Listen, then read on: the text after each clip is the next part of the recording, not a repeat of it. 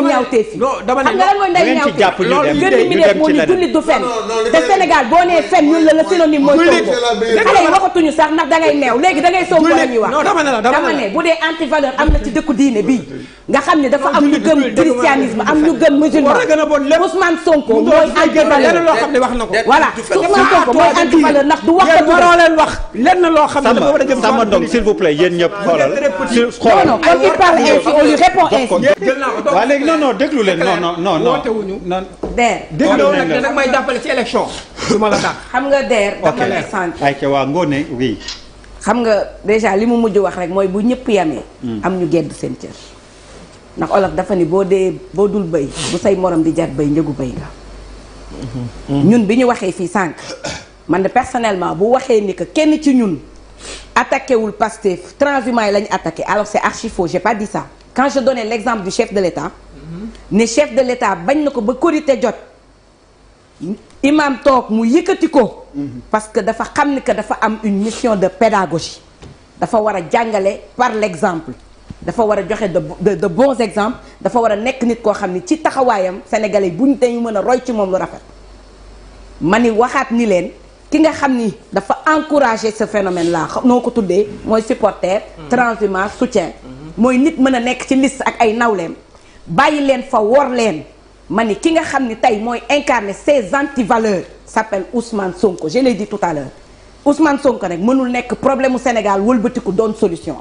dama ne ki nga xam ne taxaw na ni maa ngi ubbi sama loxo na maire yi ñëw nañu gàddaay ñëw ottal ak nu mu ko tuddee xaw ma nu mu ko tuddee noonu këppatal ak nu mu ko mënti tuddee ma ni kooku mooy tey jii mooy symboliser les antivaleurs ci Sénégal moo tax ci politique ngay dégg ñu naan politiciens yi gëmul dara wala ngay dégg ñu ne politiciens yi amuñu éthique wala politiciens yi amuñu ni ko amuñu loyauté wala duñu nit ñoo xam ne dañu cohérent te loolu képp koo xam ne yaa ngi koy promouvoir ci dëkk bi wanoo suñuy doom wanoo suñuy rakk ak ndaw yiy politique de bons exemples c'est ça que j'ai dit il faut qu'on arrête de nous faire dire des choses qu'on n'a pas dit. pire que ça ma yeggali rek. mais non yeggali yow. du sa temps de parole mais on parle de prochain sujet. non Samba yéen ñëpp c'est bon. non dama koy bëgg a wax. yéen ñëpp c'est bon non s'il vous plaît nañ dem ci. dama koy bëgg a wax ne buy wax ci wàllu valeur. s'il te plaît. moo mat a wax. s'il te plaît nañ dem ci xoolal nañ dem waay. liste Barthélémy Dias moom mooy anti valeur bi nga xam moom la ñu mën a xam. en quoi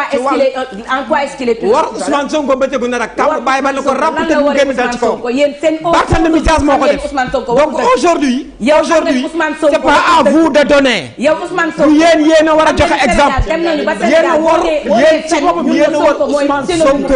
c'est pas à Barthélémy Dias dama ne Ousmane Sonko moo nekk ci ndayu ñaawteef yi yaa ngi may dégg nga ni Barthélémy warkat la admettons Sonko mooy moom la ñu nàmpatalee ndayu ñaawteef yi xam nga lan mooy ndayu ñaawteef gën mi def moo ni jullit du fen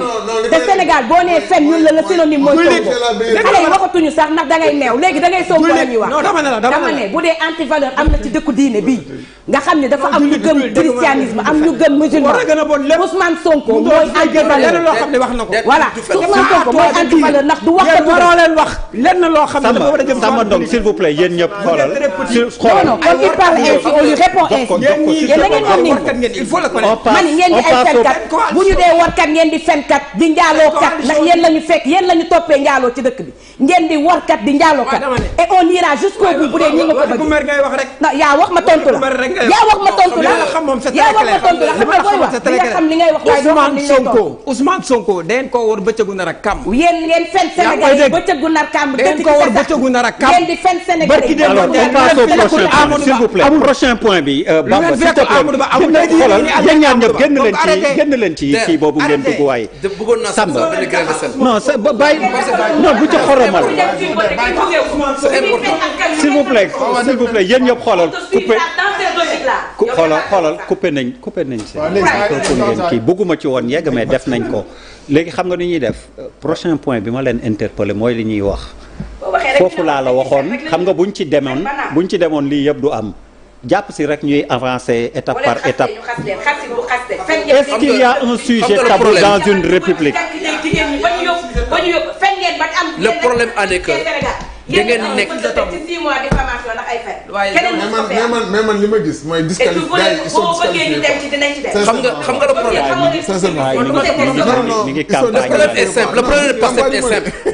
Pastef mais ñun dafa jaay Sénégal Samba loo xamante ne amul gëm loolu le Sénégal loo xamante ne amul di leen di snobé di leen di mentir di leen di manipuler di leen di raconter ay balivernes. et loolu nag tout ça. yow Macky Sall nga am 12 ans c'est recruté amoo leen lu ngeen wax. yéen da ngeen war a fi dee xarulu. yéen a fi rey 80 jeunes. yéen a fi rey 80 mais di ngeen ci jàpp pour qu'on puisse avancer.